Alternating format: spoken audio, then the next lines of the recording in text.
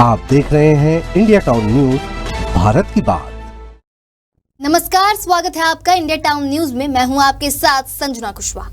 अक्सर बेटी की शादी में पिता अपनी खुशी से अपनी बेटी को पैसों से लेकर गाड़ी तक उपहार स्वरूप भेंट करता है। लेकिन जरा सोचिए कि कोई पिता अपनी बेटी को शादी में गहने गिफ्ट्स ना देकर जहरीले सांप दे तो है ना हैरानी की बात बेशक हैरानी की हो, लेकिन यह 100% सच है। इस प्रथा का चलन हमारे ही देश में छत्तीसगढ़ के कोरबा जिले में एक विशेष समुदाय में। तो आइए जानते हैं इसके बारे में और विस्तार से।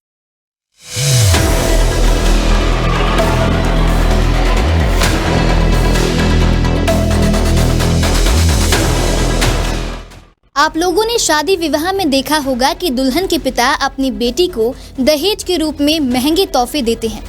लोग अपनी बेटियों की शादी में कर्ज लेकर कीमती सामान, सोने चांदी के गहने और नकदी आदि दहेज के तौर पर वर पक्ष को देते हैं। क्या आपने कभी सुना है कि शादी में पिता अपनी बेटी को गहने गिफ्ट्स ना देकर जहरीले सांप देता है? यह सुनकर आप हैरान जरूर हो गए होंगे, लेकिन यह सच है। इस प्रथा का चलन कहीं और नहीं बल्कि छत्तीसगढ़ के कोरबा जिले में एक विशेष समुदाय में है। कोरबा जिला मुख्यालय से लगभग 30 किलोमीटर दूर मुकुंदपुर गांव में संवारा जनजाति समुदाय के लोगों द्वारा यह परंपरा निभाई जाती है। इस समुदाय के लोग अपनी बेटियों की शादी में दहेज के रूप में दूल्हे को 21 जहरीले सांप देते हैं। वहीं अगर ऐसा नहीं किया गया तो शादी टूट जाती है। समुदाय में यह परंपरा सदियों से चली आ रही है। दरअसल संवरा जनजाति के लोग जहरीले सांप पकड़ने का काम करते हैं और यह इनका पुश्तैनी कार्य।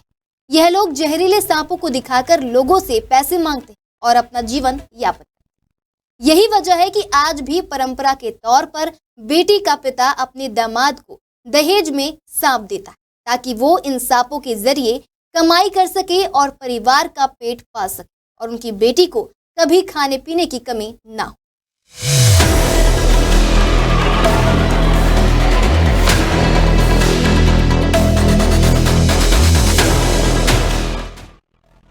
इस समुदाय के लोगों के अनुसार बेटी की शादी तय होने के बाद पिता दहेज देने के लिए सांप पकड़ना शुरू कर देता है। परंपरा के तौर पर इन सांपों में सबसे जहरीले सांपों को पकड़ना होता है, जिसमें नाग, कैरत, विराज प्रजाति के सांप शामिल होते हैं। कहा जाता है कि ये सांप इतने जहरीले होते हैं कि अगर एक बार किसी को काट ले तो इंसान की तुरंत ही मौत हो जाती है। अगर लड़की का पिता तय समय पर सांप ना पकड़ पाए तो रिश्ता भी टूट जाता है। गांव के ग्रामीण ने बताया कि समाज आगे बढ़ रहा है और धीरे धीरे परंपरा खत्म होती जा रही है, लेकिन आज भी कुछ ग्रामीण क्षेत्रों में यह परंपरा कायम है। परंपरा के अनुसार दहेज में 21 जहरीले सांप देने के बाद दामाद 2 महीने तक सांपों को अपने पास रखता है और फिर परंपरागत पूजा कर वापस जंगल में छोड़ देता है। इस समुदाय के लोग सांप को अपने घर के सदस्यों की तरह रखते व पालते हैं। अगर कोई सांप इनके पिटारे से मर जाए तो उस परिवार के सभी सदस्यों को पश्चाताप के तौर पर मुंडन करवाना पड़ता है। इसके साथ ही सांप के नाम का भोज का भी आयोजन करवाना पड़ता है। इन सभी नियमों को सख्ती से पालन किया जाता है। सपेरों के घर में जहरीले सांप परिवार के सदस्य की तरह ही होते हैं। बच्चे बचपन से ही सांपों के बीच खेलकर बड़े होते हैं, इसलिए उनके मन में इस जहरीले जीव के प्रति कोई खौफ नहीं होता। सपेरों का पाला हुआ कोई सांप अगर मर जाता है तो परिवार के सदस्य उसके शोक में मुंडन भी करवाते हैं और मृत सांप के सम्मान में मृत्यु भोज भी आयोजित करते हैं। सपेरों की बस्ती में हर घर में जहरीले सांप देखने को मिल जाते हैं। सांप बड़ों के लिए कमाई में मदद करने वाला साथी तो बच्चों के लिए दोस्त से कम नहीं होता। सपेरों के परिवार में बच्चों की परवरिश के दौरान उन्हें सांपों को पकड़ना और उनसे दोस्ती करना सिखाया जाता है। यहाँ के लोग अपनी बेटी की शादी करने के बाद दामाद को 21 जहरीले सांप देते हैं।